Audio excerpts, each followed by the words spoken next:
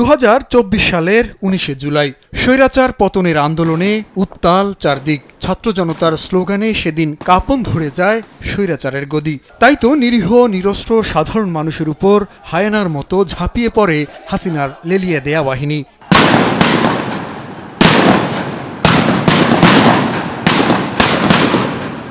সেদিন প্রাণ বাঁচাতে নির্মাণাধীন ভবনের ছাদে ছুটে গিয়েছিল তরুণ আমির হোসেন। পেছনে ধেয়ে যায় পুলিশ।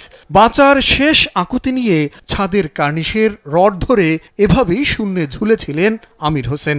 কিন্তু এতটুকু গলেনি খাকি পোশাকের আড়ালে থাকা সেই নিষ্ঠুর হৃদয়। ঠান্ডা মাথায় একের পর এক 6 রাউন্ড গুলি চালানো হয় ঝুলন্ত আমিরকে। অলৌকিকভাবে আমির বেঁচে গেলেও সেই ক্ষত বয়ে বেড়াচ্ছেন আজও। একই দিন রামপুরা এলাকায় পুলিশের গুলিতে মারা যান আরও 2 জন। পৈশাচিক এ ঘটনার প্রায় 2 বছর পর বিচার পেল স্বজনহারা পরিবারগুলো। রোববার ট্রাইব্যুনাল 1-এর বিচারক গোলাম মর্তুজা মজুমদারের নেতৃত্বাধীন 3 সদস্যের বেঞ্চ 5 আসামির মধ্যে সাবেক ডিএমপি কমিশনার হাবিবুর রহমান, খিলগাঁও জোনের এডিসি রাশেদুল ইসলাম ও রামপুরার সাবেক ওসি মশিউর রহমানের মৃত্যুদণ্ড দেন। আর সাবেক এসআই তারিকুল ইসলামের যাবজ্জীবন এবং সাবেক এএসআই চঞ্চল চন্দ্র সরকারের 20 বছরের কারাদণ্ড দেয়া হয়।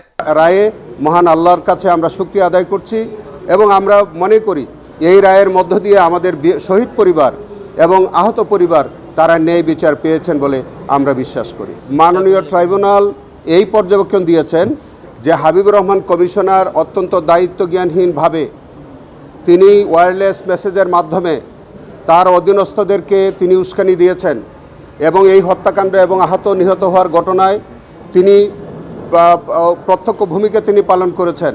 রায়ে প্রসিকিউশন সন্তুষ্টি প্রকাশ করলেও আপিল করার কথা জানিয়েছেন আসামি পক্ষের আইনজীবী। একটা ভিডিওর ভিত্তিতে আফটার দ্য ট্রায়াল এটা এভাবে কনসিডারেশন নেওয়া হয়েছে উইচ উই বিলিভ, এবং সেজন্য আমরা অ্যাগ্রি। আমরা এই রায়ের বিরুদ্ধে অনারেবল সুপ্রিম কোর্ট অ্যাপিলেট ডিভিশনে যাব। ডকুমেন্টগুলা আয়োগ কর্তৃক ট্রাইব্যুনালে দাখিল করা হয়েছে, সেইগুলা পর্যালোচনা সাপেক্ষে জাজমেন্টে আমরা সংক্ষুব্ধ। এই জাজমেন্টের বিরুদ্ধে আমরা আপিল ফাইল করব। এই রায়ের মধ্য দিয়ে আবারও প্রমাণিত হলো ক্ষমতার দম্ভে সাধারণ মানুষের উপর গুলি করে পার পাওয়া যায় না। হাবিবুর কিংবা মশিউরদের বিরুদ্ধে ঘোষিত এই রায় ভবিষ্যতে যে কোনো অন্যায়ের বিরুদ্ধে জ্বলন্ত দৃষ্টান্ত হয়ে থাকবে এমনটাই মনে করছে প্রসিকিউশন। আন্তর্জাতিক অপরাধ ট্রাইব্যুনাল থেকে জুনায়েদ আল হাবিব, দেশ টিভি।